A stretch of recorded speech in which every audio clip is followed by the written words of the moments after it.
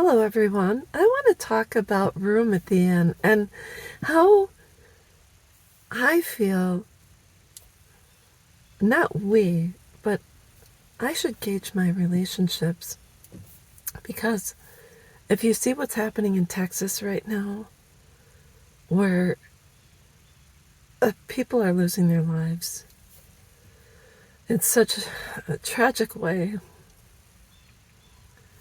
losing their lives, homes, they're losing everything.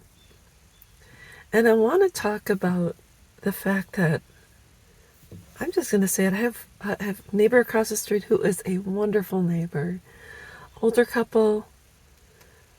They keep an eye on our home. We keep an eye on theirs. One time my neighbor messaged me. She said, "Your husband's car door is open." I said, "Oh, okay, I'll go check it." So we have neighbors that truly care about us. And I thought today I was thinking, I wonder if there was a catastrophic event or my neighbors had a fire, flooding, etc., and my home was left standing, I would certainly take them in. I would make concessions for them. I would make room for them. We have a small home, but I would make sure they had a roof over their head, food in their bellies, that they were warm, dry, safe, etc. And I want to say that I believe that they would do the same for us. That's our connection. They're caring people, they're loving, they're kind, they're concerned. They're just overall good eggs. And so I want to say that I had to start reevaluating my relationships after I got divorced, after my kids and after my children decided to move forward or go in a different direction.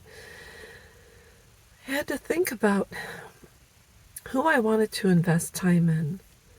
And I have to say now, I really truly think about it. And I have some of the most wonderful people in my life. Longtime friends since grade school, high school, military. There's a handful of people that I know that would open their doors for us if we had a catastrophic event or needed a place to stay.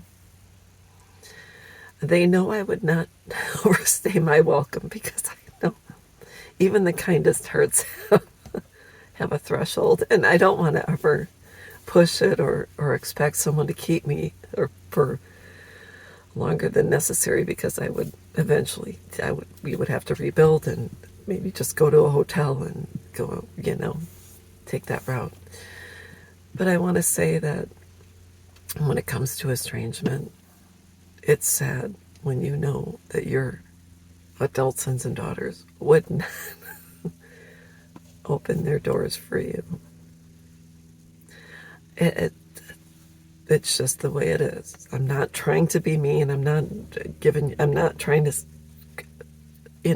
mentally slap you in the face, but I think that's how we should gauge our relationships.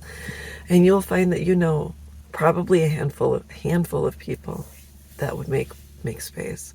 So that's all I wanted to say. You can do what you want, and you can keep chasing relationships because you feel if your kids just talk to you or whatever.